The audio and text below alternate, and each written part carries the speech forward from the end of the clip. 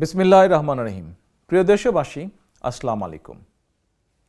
আজ এক কঠিন সন্ধিক্ষণে দাঁড়িয়ে আমাদের প্রিয় মাতৃভূমি বাংলাদেশ একদিকে দুর্নীতিবাজ হাসিনার অবৈধ ক্ষমতার লোভ, অন্যদিকে দেশের 18 কোটি মানুষের স্বার্থ। একদিকে ফ্যাসিস্ট হাসিনা আর তার মাফিয়া চক্র, অপরদিকে গণতান্ত্রিকামী জনগণ। একদিকে ভোট ডাকাত হাসিনা, অপরদিকে লুণ্ঠিত ভোটের অধিকার আদায়ের দাবিতে 12 কোটি ভোটার। অথচ বিনা ভোটে ক্ষমতায় থাকতে নির্বাচনের নামে 7ই জানুয়ারি আবারও প্রতারণার জাল বিছানো হয়েছে দেশের মানুষের সামনে। দুর্নীতিবাজ হাসিনার অবৈধ ক্ষমতা লিপ্সার কারণে বাংলাদেশের সামনে অপেক্ষা করছে ভয়ঙ্কর এক বিপদ। প্রিয় দেশবাসী, মাফিয়া চক্র গত 15 বছরে বিশ্বের বিভিন্ন দেশে নিজেদের জন্য নিরাপদ আবাস গড়ে তুলেছে। দেশের কোনো বিপদ বিপর্যয় দুর্নীতিবাজ এই টাকা পাচারকারী মাফিয়া চক্রের কিছুই হবে না। এই মাফিয়া চক্রের কাছে বাংলাদেশ শুধুই একটি লুটপাটের কারখানা। বরং দেশের যে কোনো বিপদ বিপর্যয় কিংবা দুর্ভিক্ষের প্রথম শিকার হবেন এই দেশের কৃষক, শ্রমিক, স্বল্প আয়ের তথা মেহনতি মানুষ। সুতরাং বাংলাদেশের সামনে আসন্ন যে মহা বিপর্যয়, তা যদি আমরা এড়াতে চাই, আপনার স্বার্থে, আপনার পরিবারের স্বার্থে, দেশের প্রতিটি নাগরিকের স্বার্থে নির্বাচনের নামে 7ই জানুয়ারির বানর খেলার আসর বর্জন করার কোনোই বিকল্প নেই। বর্তমান পরিস্থিতিতে দেশ এবং জনগণের স্বার্থে ভোট ডাকাত হাসিনার দামি নির্বাচন বর্জন করা আমাদের আইনি এবং নৈতিক দায়িত্ব। প্রিয় দেশবাসী, ভোট আপনার, আমাদের সাংবিধানিক অধিকার। মাফিয়া মুক্ত পরিবেশে নির্বিঘ্নে নিরাপদে যার যার পছন্দের প্রার্থীকে ভোট দেওয়া আমাদের গণতান্ত্রিক অধিকার। কিন্তু ভোট ডাকাত হাসিনা রাষ্ট্র ক্ষমতা দখল করার পর থেকে জনগণ ভোট দেবার সুযোগ পায়নি এবং পাচ্ছে না। ফ্যাসিস্ট হাসিনার আওয়ামী লীগ আর ডামি লীগ দেশের নির্বাচন ব্যবস্থাকে সম্পূর্ণভাবে ধ্বংস করে দিয়েছে। নির্বাচন এলেই এই মাফিয়া চক্র বানরের পিঠাভাগের মতন নিজেদের মধ্যে আসন ভাগাভাগি শুরু করে। তবে জনগণ এবার যার যার সাধ্য সামর্থ্যের সবটুকু দিয়ে নির্বাচনের নামে 57 সেকেন্ডে 43 ভোট স্টাইলের ভোট ডাকাতির উৎসব প্রতিরোধ করবেই করবে ইনশাআল্লাহ। প্রিয় দেশবাসী, আপনাদের অনেকেই হয়তো দেখে থাকতে পারেন বাংলাদেশের ভুয়া নির্বাচন নিয়ে সম্প্রতি বিবিসি একটি রিপোর্ট প্রকাশ করেছে। কক্সবাজার সফরকালে একজন শ্রমিক নূর বাশার বিবিসির সাংবাদিকদের কাছে বলেছিলেন নির্বাচন নিয়ে তার কোনো আগ্রহ নেই, কারণ তার নুন আনতে পান্তা ফুরোয় অবস্থা। নূর বাশার আরও বলেছিলেন মাছ কিনলে তার মশলা কেনার টাকা থাকে না, মশলা কিনলে চাল কেনার টাকা থাকে না। সুতরাং নির্বাচন নয়। নূর বাশারের চিন্তা কিভাবে তিনি ঋণের টাকা ফেরত দিবেন। প্রিয় দেশবাসী, এভাবেই দেশের কোটি কোটি নূর বাশারের একই অর্থনৈতিক পরিস্থিতি। তাহলে গত 15 বছরে আমরা যে উন্নয়নের গল্প শুনলাম, তাহলে কিসের উন্নয়ন হলো? প্রিয় দেশবাসী, কার উন্নয়ন বা কাদের উন্নয়ন হলো?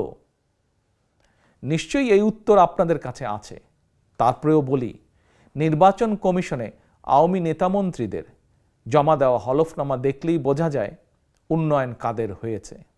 আওয়ামী নেতামন্ত্রীদের সম্পদের পরিমাণ শুধু 100-200 নয়, 1000 গুণ বেড়েছে।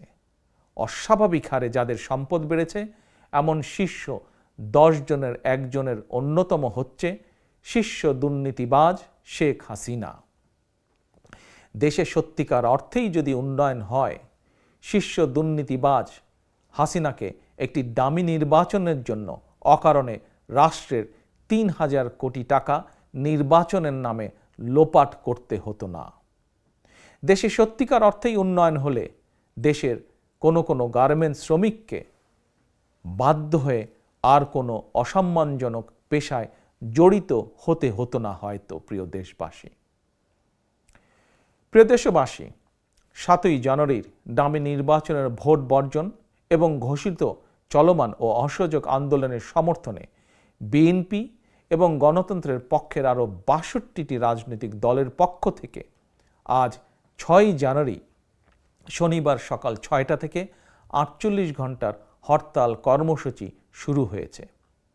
একটানা সোমবার সকাল 6টা পর্যন্ত সর্বাত্মক হরতাল চলবে। প্রিয় দেশবাসী, 90-এর স্বৈরাচার বিরোধী আন্দোলন থেকে শুরু করে আজ পর্যন্ত বিএনপি যত রাজনৈতিক কর্মসূচি পালন করেছে, প্রতিটি রাজনৈতিক কর্মসূচি সফল হয়েছে জনগণের সমর্থনে, জনগণের সহযোগিতায়।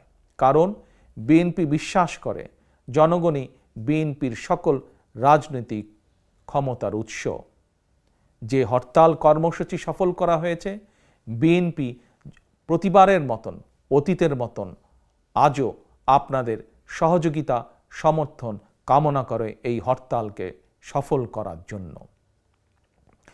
গণতান্ত্রিকামী জনগণ এখন আর মাফিয়া চক্রের হামলা কিংবা মামলা কিংবা কারাগারের ভয় ভীত নয়।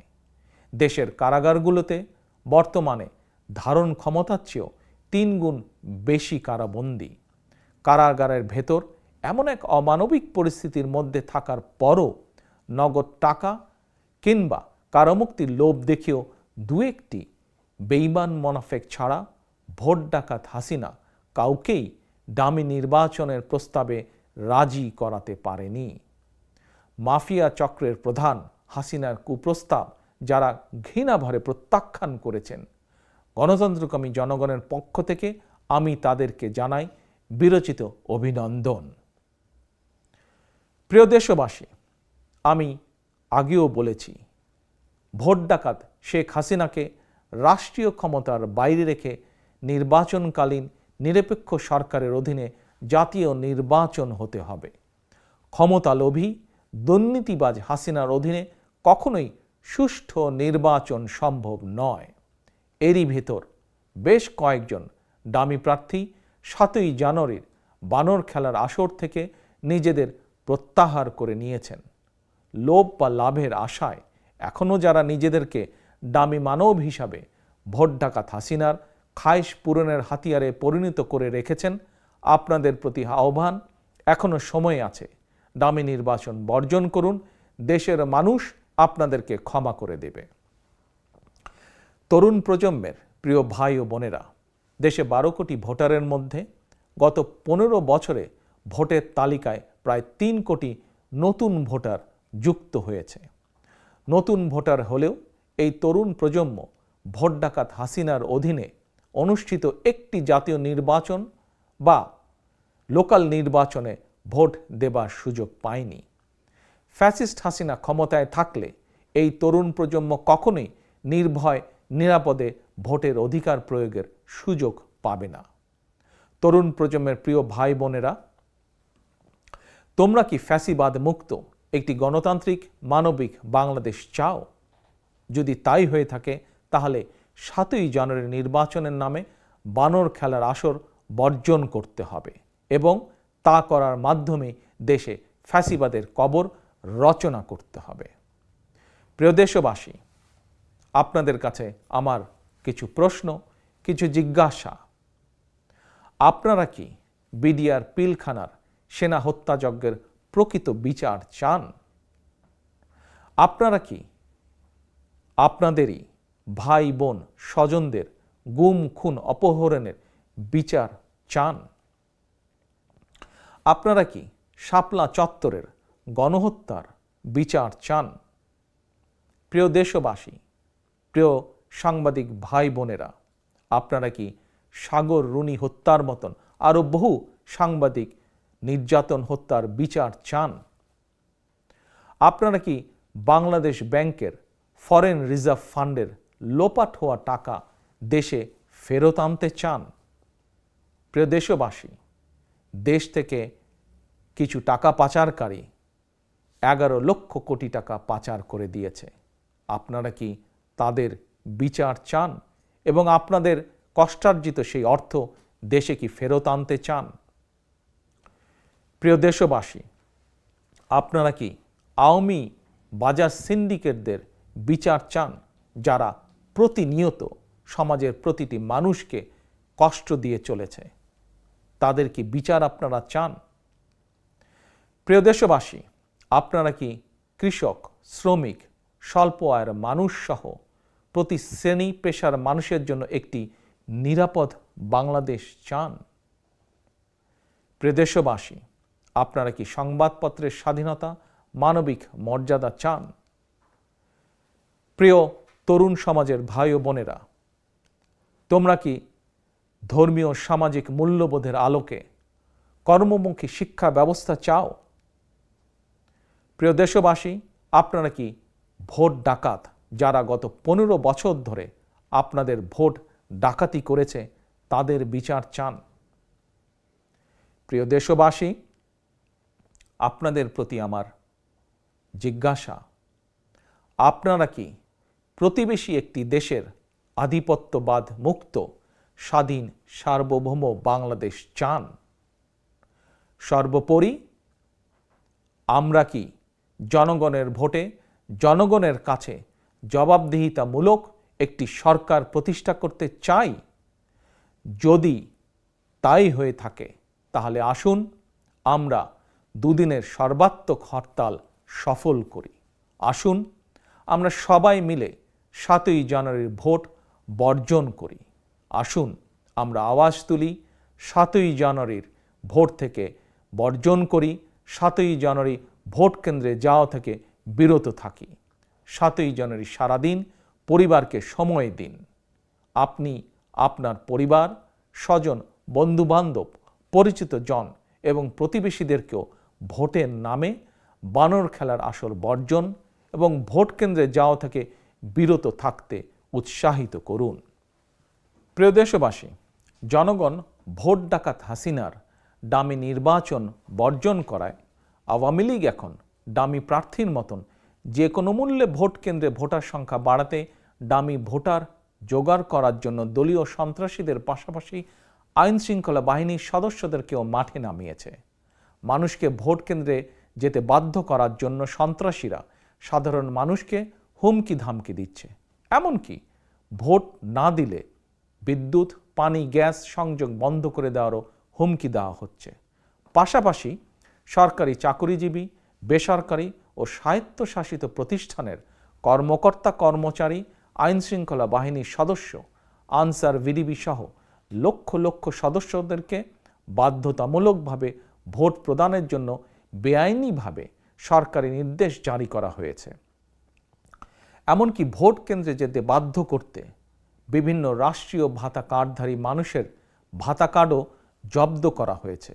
তবে প্রতারণার মাধ্যমে ভোটার সংখ্যা বাড়ানোর এই অপকৌশল ইতিমধ্যেই দেশে বিদেশে সবার কাছেই স্পষ্ট হয়ে পড়েছে। সরকারি আদেশ জারি করে কিংবা হুমকি ধামকি দিয়ে মানুষকে ভোট কেন্দ্রে নিয়ে যেতে বাধ্য করা আইনত দণ্ডনীয় অপরাধ। প্রিয় দেশবাসী, দেশের গণতান্ত্রিকামী জনগণ এবং বিশ্বের গণতান্ত্রিক শক্তি বাংলাদেশের বিরোধী দলগুলোর চলমান ন্যায্য দাবির সঙ্গে নৈতিকভাবে একাত্ম। অপরদিকে মাফিয়া চক্রের উপর ভর করে মাফিয়া সরকার ক্ষমতা ধরে রাখলেও দেশে বিদেশে তাদের অবস্থান নড়বড়ে। এমন পরিস্থিতিতে হাসিনা, ওবায়দুল সহ আওয়ামী লীগের নেতাকর্মীদের বক্তব্য, মন্তব্য এবং আওয়ামী লীগের নাশকতামূলক কার্যক্রম জনমনে নানা ভয়, ভীতি, আশঙ্কার জন্ম দিয়েছে। জনগণের আন্দোলনকে বিতর্কিত করতে মাফিয়া সরকার নিজেরাই বাসে কিংবা ট্রেনে আগুন দিয়ে কিংবা নিজেরাই নিজেদের ট্রাক, লাঙ্গল, ঈগল প্রার্থীদেরকে গুপ্ত হত্যা করে দেশে একটি অরাজক পরিস্থিতি সৃষ্টির অপচেষ্টায় লিপ্ত, যা তারা অতীতেও বহুবার করেছে। সুতরাং আমি আজ আবারও দেশের দেশপ্রেমিক জনগণ, গণতান্ত্রিকামী জনগণকে সর্বস্তরের মানুষ সহ বিএনপি এবং গণতন্ত্রের পক্ষের ৬২টি রাজনৈতিক দলের নেতাকর্মী, সমর্থক, শুভাকাঙ্ক্ষীদের আহ্বান জানিয়ে বলতে চাই, আপনারা সতর্ক থাকবেন, সজাগ দৃষ্টি রাখবেন। প্রিয় দেশবাসী, আমি বারবার একটি কথা বলেছি, দেশে বর্তমানে যে সংকট বিরাজমান এটি শুধু বিএনপির একক বা একার সংকট নয়। যারা রাজনীতি করছেন কিংবা যারা রাজনীতি করছেন না, আপনারা কিন্তু কেউই বিপদমুক্ত নন। Mother of democracy Begum Khaleda জিয়ার বিরুদ্ধে বানায়ট মামলায় ফরমাইশি কারাদণ্ডের বিষয়টিও বিচ্ছিন্ন করে দেখার কোনোই সুযোগ নেই। স্বাধীনতা প্রিয় দেশপ্রেমিক জনগণ বিশ্বাস করে দেশে তাবেদারি শাসন প্রতিষ্ঠার সুদূর প্রসারী ষড়যন্ত্রের অংশ হিসেবেই দেশনেত্রীর বিরুদ্ধে এই জেল, এই জুলুম। দেশে ফ্যাসিবাদ কায়েমের পর বর্তমান বাস্তবতা হচ্ছে একজন গার্মেন্ট কর্মী থেকে নোবেল লরিয়েট মানবিক মর্যাদা হারিয়ে প্রত্যেকেই আজ ফ্যাসিবাদী আক্রমণের শিকার। এখন আর কারোরই রেহাই মিলছে না। প্রিয় দেশবাসী, বাংলাদেশের আকাশে আজ শকুনের থাবা। পাক হানাদার রাজাকারদের পরাজিত করে 1971 সালে লক্ষ প্রাণের বিনিময়ে আমরা যে লাল সবুজের পতাকা অর্জন করেছিলাম, গত 15 বছরে ধীরে ধীরে বাংলাদেশের সেই স্বাধীনতার পতাকা খামচে ধরেছে 90 আওয়ামী রাজাকার চক্র।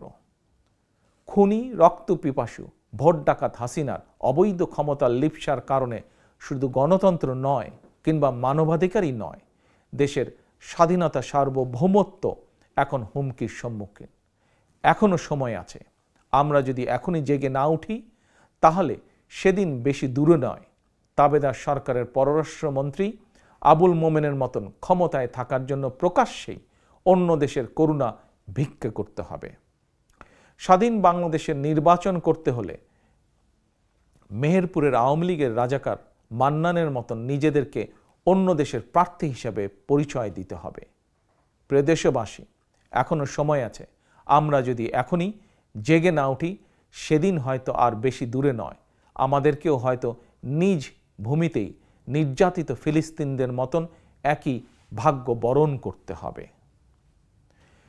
প্রিয় দেশবাসী, সুতরাং গণতান্ত্রিক আমি প্রতি ভোটারের প্রতি আমার আহ্বান, রাষ্ট্রের একজন নাগরিক হিসাবে যারা আপনাকে গত 15 বছর অধিকার বঞ্চিত করে রেখেছে তাদেরকে আপনি 7ই জানুয়ারি রবিবার অন্তত একদিন বয়কট করুন।